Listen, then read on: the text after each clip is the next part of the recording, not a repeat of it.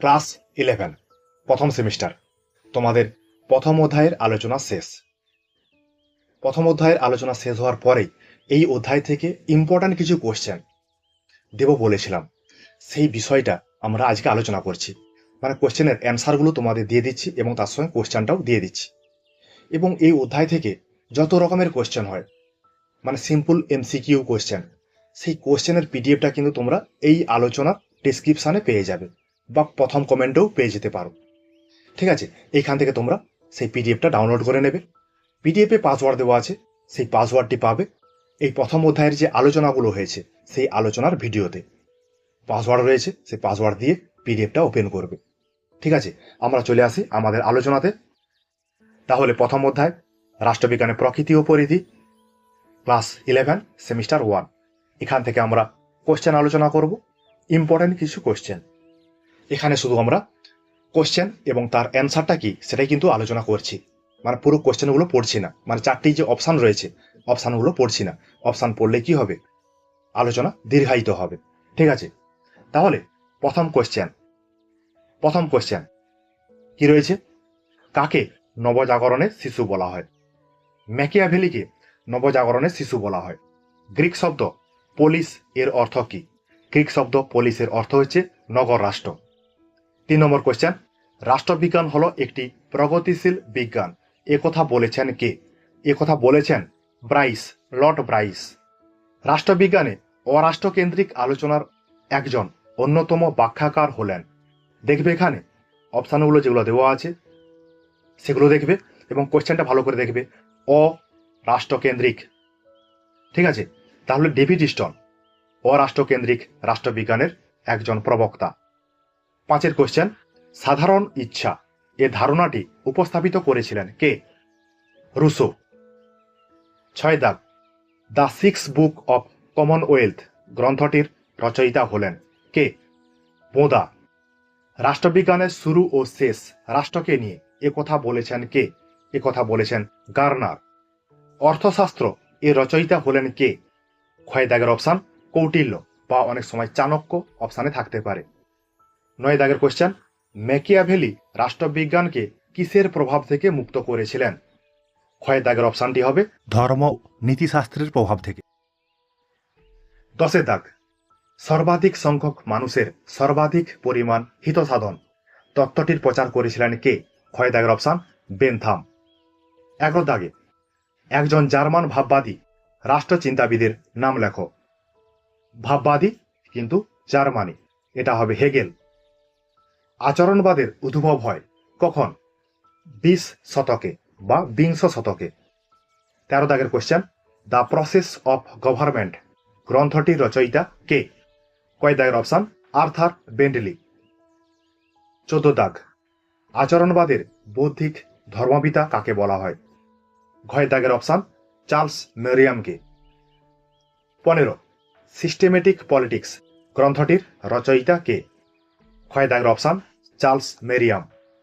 রাষ্ট্রকে যা স্পর্শ করে তাই রাষ্ট্রবিজ্ঞান, এ কথাই বলেছেন কে?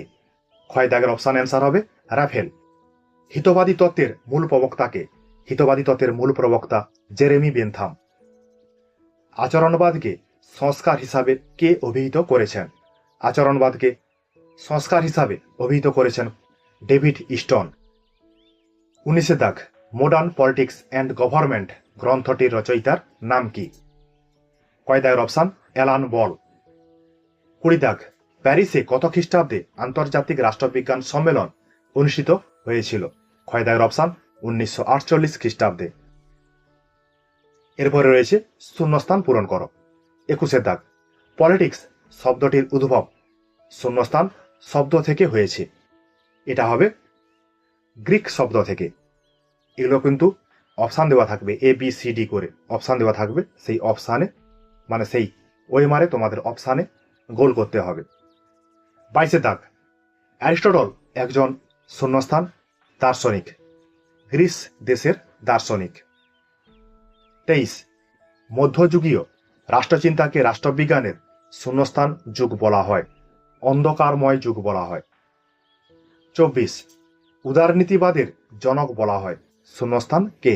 উদারনীতিবাদের জনক বলা হয় জন লককে, 25 রাষ্ট্রবিজ্ঞান শূন্যস্থান বিজ্ঞানের শাখা, এটা হচ্ছে সামাজিক বিজ্ঞানের শাখা। 26 ডেভিড স্টোন একজন শূন্যস্থান রাষ্ট্রবিজ্ঞানী, ডেভিড স্টোন আচরণবাদী রাষ্ট্রবিজ্ঞানী। 27 রাজনৈতিক সার্বভৌমিকতার জনক শূন্যস্থান কে বলা হয়? রাজনৈতিক সার্বভৌমিকতার জনক বলা হয় জন লককে। 28 রাজনৈতিক মানুষ শূন্যস্থান এর ধারণাটি জন্ম দেন কে? ম্যাকিয়াভেলি। এরপরে 29 রাষ্ট্রবিজ্ঞানকে শ্রেষ্ঠ বিজ্ঞান বলেছেন কে? মানে মাস্টার সায়েন্স বলেছেন কে? এটা বলেছেন অ্যারিস্টটল। রাজনৈতিক ক্ষমতা সম্পর্কিত গ্রন্থ পলিটিক্স অ্যামং নেশনস গ্রন্থের রচয়িতা কে? মর্গেনথাউ। এরপরে দেখো এখানে স্তম্ভ ক এবং স্তম্ভ খ এর সঙ্গে মিলাতে হবে। 31 দাগের কোশ্চেন, স্তম্ভ ক এবং স্তম্ভ খ এখানে আমাদের মেলাতে হবে। দেখো, নিউ আসপেক্ট অফ পলিটিক্স এটা লিখেছিলেন কে? এটা লিখেছিলেন Charles Merriam. The political man এটা লিখেছিলেন লিপসেট। 3 দাগে পজিটিভ ফিলোসফি এটা লিখেছিলেন কে? August Comte. The city of God লিখেছিলেন কে? Saint Augustine. তাহলে দেখো 1C কোথায় আছে? 1C এখানে আছে, আর কোথাও নেই কিন্তু। তাহলে এইভাবে যদি আমরা একটা দেখতে পাই অ্যান্সার, তাহলে কিন্তু সেটাই হবে। তোমরা মিলিয়ে দেখে নেবে, পরে পজ করে দেখে নিতে পারো। আর কিন্তু অন্য বাখাগুলোতে আমরা যাচ্ছি না, ঠিক আছে? কয় দাগেরটাই অ্যান্সার হবে। পরে 32 দাগের কোশ্চেন, স্তম্ভ ক এবং স্তম্ভ খ এখানে রয়েছে কিছু ঘটনা। সেই ঘটনা কবে ঘটেছিল? এখানে রয়েছে প্রথমে ইংল্যান্ডের গৌরবময় বিপ্লব কত সালে হয়েছিল? 1688 খ্রিস্টাব্দে। ফরাসি বিপ্লব কত সালে হয়েছিল? 1789 খ্রিস্টাব্দে। এটা সবাই আমরা জানি। তিনি ইংল্যান্ডের শিল্প বিপ্লব কত সালে হয়েছিল? 1760 খ্রিস্টাব্দে। আমেরিকার স্বাধীনতা সংগ্রাম কবে হয়েছিল? 1776 খ্রিস্টাব্দে। তারপরে আমরা বিকল্পতে চলে আসি, মানে কোনটা অ্যান্সার হবে। দেখো এখানে ইংল্যান্ডের গৌরবময় বিপ্লব 1688 খ্রিস্টাব্দ, তাহলে 1A। 1A কোথায় রয়েছে? দেখো ক্ষয় দাগে একটি রয়েছে 1A, তাহলে কিন্তু এটাই অ্যান্সার হবে। এভাবে তোমাদের চুজ করতে হবে, দেখতে হবে। এইভাবে তোমরা যদি চুজ করতে পারো, চিনতে পারো, জানতে পারো, তাহলে কিন্তু এক নিমিষেই অ্যান্সার হবে। তার জন্য তোমাদের কি করতে হবে? সাধারণ MCQ যেগুলো, সেগুলো ভালো করে দেখতে হবে।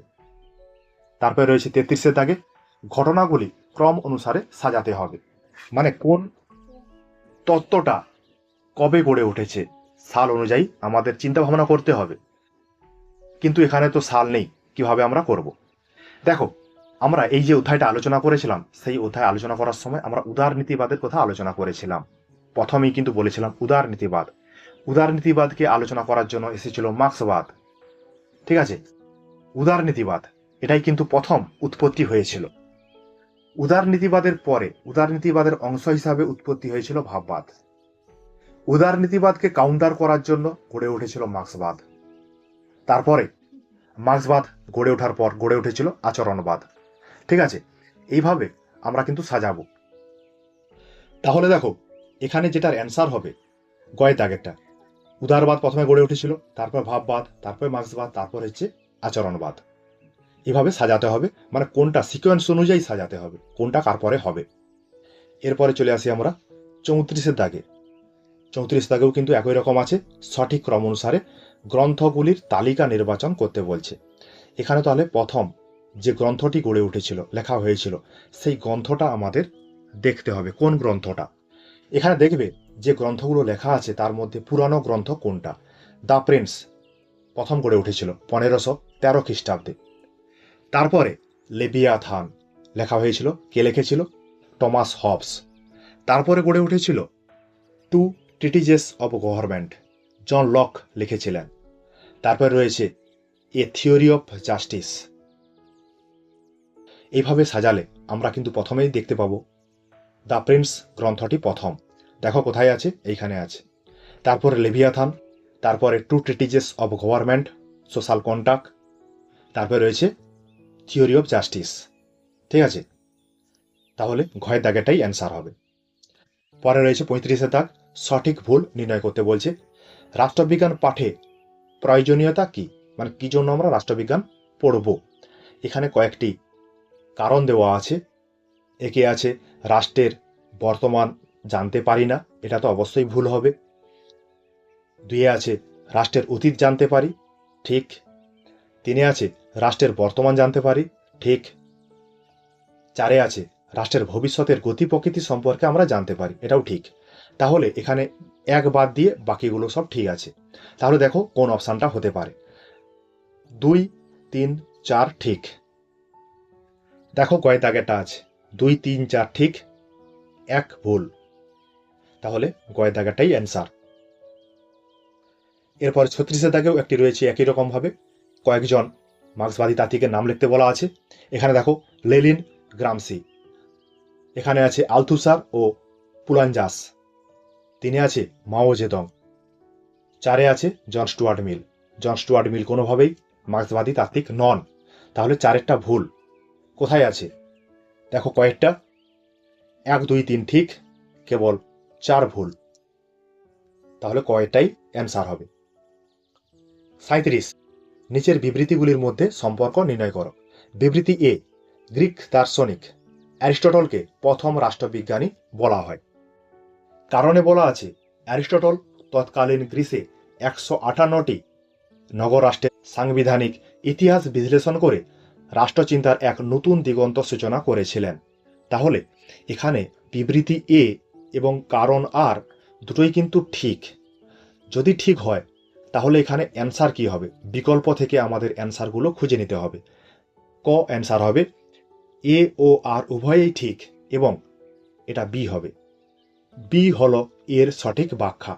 ঠিক আছে, একটির কারণে অন্যটি ব্যাখ্যা করা হয়েছিল, ওই জন্য অ্যান্সার ক হবে। 38-এর দাগ, বিবৃতি এ, পলিটিক্স বলতে এক সময় কেবল নগরাষ্ট্রকে বোঝাতো। বিবৃতি বি, পলিটিক্স বলতে এক সময় নগরাষ্ট্র ও নাগরিক সম্পর্কিত জ্ঞান বা শাস্ত্রকে বোঝাতো। দেখো এখানে বিবৃতি এ এটা কিন্তু ভুল, অন্যদিকে বিবৃতি বি এটা কিন্তু ঠিক। তাহলে বিবৃতি এ ভুল এবং বিবৃতি বি ঠিক, এটা আমাদের অপশান থেকে খুঁজে নিতে হবে। দেখো ক্ষয় দাগের অপশান, বিবৃতি এ ভুল, বিবৃতি বি ঠিক। 39, বিবৃতি এ, আচরণবাদী তাত্ত্বিকদের আলোচনা ছিল প্রতিষ্ঠান কেন্দ্রিক, এটা অবশ্যই না, এটা ভুল হবে। বিবৃতি বি, আচরণবাদী তাত্ত্বিকদের আলোচনা ছিল ব্যক্তি ও গোষ্ঠীর আচরণ কেন্দ্রিক, এটা ঠিক। তাহলে দেখো এ ভুল, বি ঠিক কোথায় রয়েছে, ক্ষয় দাগের অপশানটা, এ ভুল, বি ঠিক। এরপর একটা কোয়েশ্চেন রয়েছে, কোয়েশ্চেনটা দেখো ভালো করে বুঝে নাও। তার 40 দাগের কোয়েশ্চেন, ক্ষেত্রভিত্তিক প্রশ্নগুলির সমাধান করো। বিষয়টা ভালো করে বুঝে নাও, তারপরে কিন্তু কোয়েশ্চেনটাতে যাবে। ইউরোপের নবজাগরণের পথিকৃৎ এ, মধ্যযুগীয় ধর্মান্ধতা ও কুসংস্কারের গতানুগতিক চিন্তাকে অতিক্রম করে সর্বপ্রথম ধর্ম থেকে রাষ্ট্রকে পৃথক করেছিলেন। এই কারণে তাকে আধুনিক রাষ্ট্রবিজ্ঞানের জনক বলা হয়। তাহলে এখানে 2টা ক্লু দেওয়া আছে, রাষ্ট্রবিজ্ঞানের জনক কাকে বলা হয় এবং কে প্রথম ধর্ম থেকে রাষ্ট্রকে পৃথক করেছিলেন। এটার অ্যান্সার হবে গ, ম্যাকিয়াভেলি। 41 দাগের কোয়েশ্চেন, এক্স রাষ্ট্রকে নেতিবাচক প্রতিষ্ঠান বলে বর্ণনা করেছেন। তার মতে রাষ্ট্র শ্রেণী শোষণের হাতিয়ার স্বরূপ।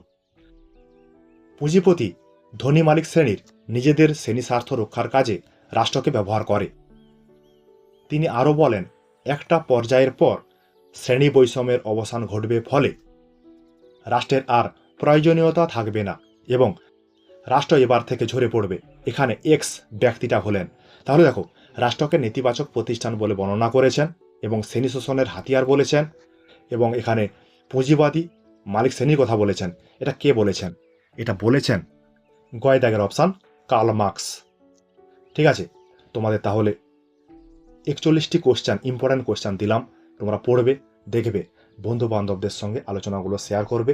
বুঝতে অসুবিধা হলে অবশ্যই তোমরা কমেন্টে জানাবে। ঠিক আছে, তোমাদের জন্য আমার এই কিঞ্চিত প্রয়াস।